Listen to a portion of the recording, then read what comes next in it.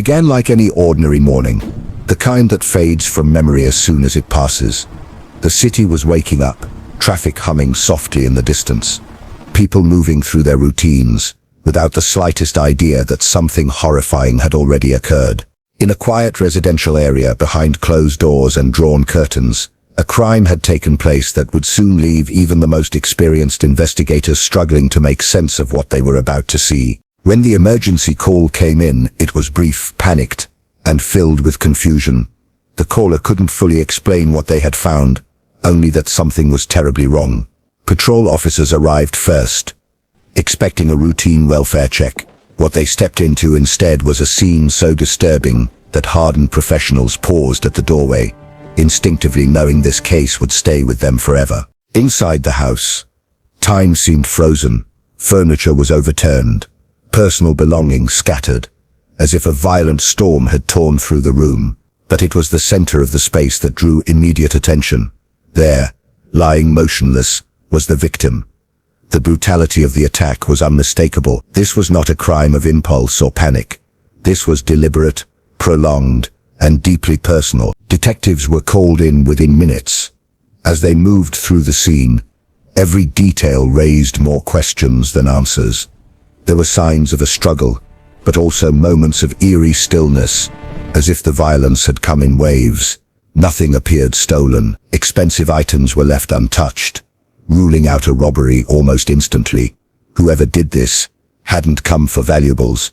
They had come for one reason only. The victim was identified as someone who lived a quiet, unremarkable life.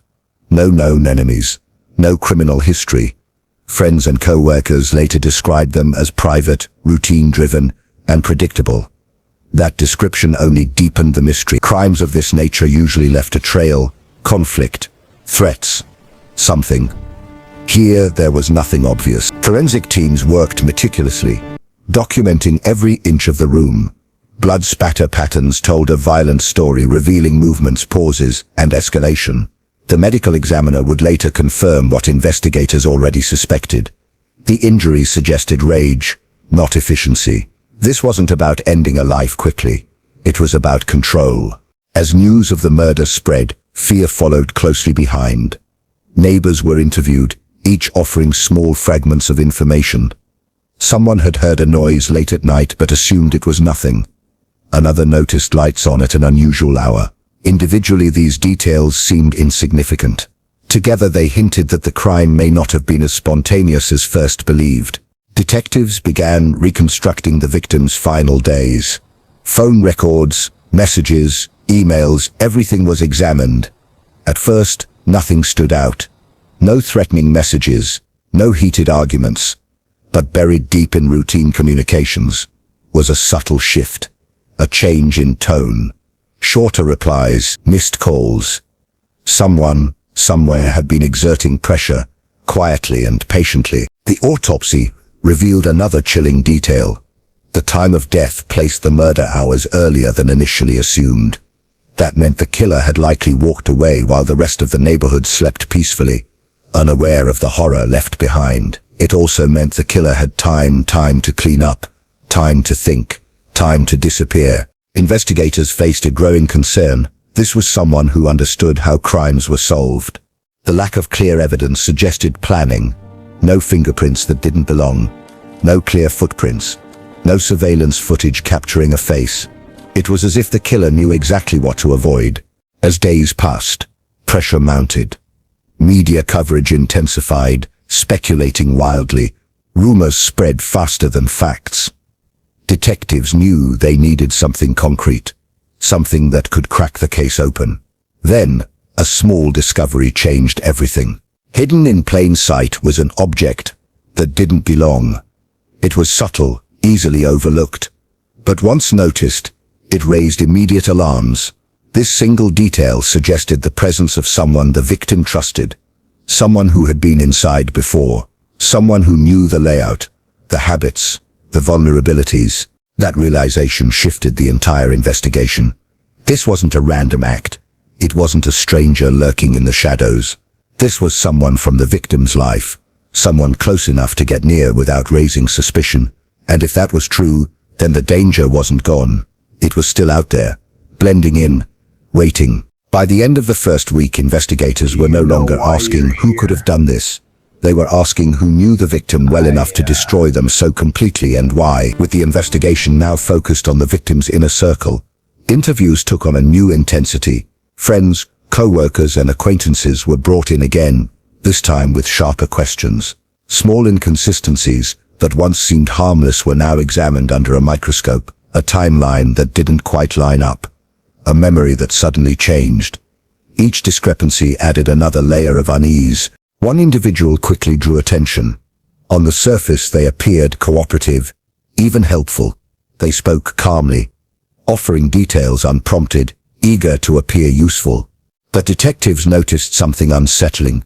They knew too much. They described parts of the scene that had never been released to the public. When questioned about it, they brushed it off as assumption. Investigators didn't. Digital forensics soon provided what the crime scene could not. Deleted messages were recovered, revealing a pattern of escalating tension.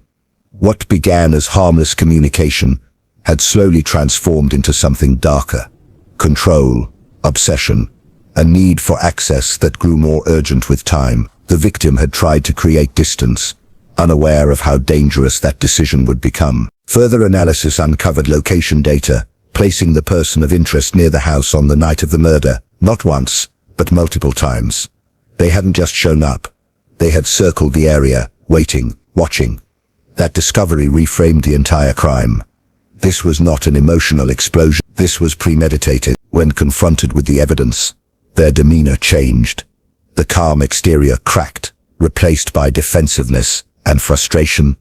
They denied everything, offering explanations that only raised more questions. Each answer felt rehearsed, as though they had prepared for this moment long before it arrived. A search warrant was executed.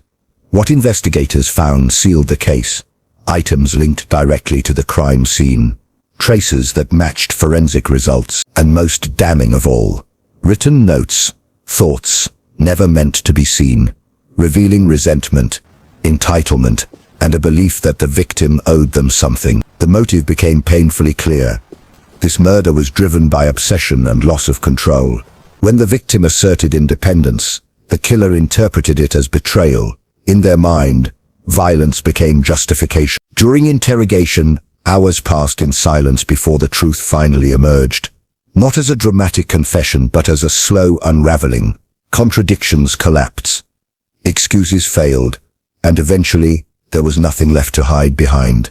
The shock wasn't just that the suspect confessed, it was how detached they were while doing it. They described the crime not with emotion but with precision, movements, timing, decisions. It confirmed investigators' worst fears. This was someone capable of planning extreme violence without hesitation. The arrest brought a wave of relief, but also deep reflection. How many warning signs had been missed? How many moments could have changed the outcome? The community mourned, struggling to reconcile the ordinary life they remembered with the brutal way it ended. In court, the evidence painted an unarguable picture. The brutality, the planning, the aftermath, it was all laid bare. The verdict came swiftly. Justice, at least in legal terms, was served. But no sentence could undo what had been taken. For investigators, this case became a reference point. A reminder that the most dangerous threats don't always come from dark alleys or unknown faces. Sometimes they come from familiarity, from trust, from someone standing closer than expected. The house where the crime occurred eventually stood empty, a silent witness to what happened inside. Neighbors moved on, but the memory lingered. For those who worked the case, certain details never faded. The stillness of the room, the evidence of rage, the realization that evil doesn't always announce itself. This gruesome murder left more than a body behind. It left questions about human behavior, obsession, and the thin line between attachment and control. It reminded everyone involved that understanding crime isn't just about solving puzzles. It's about recognizing the warning signs before it's too late. And long after the headlines faded, one truth remained. The most shocking crimes are often hidden beneath the appearance of normal life, waiting for a moment to reveal just how dark the human mind can be.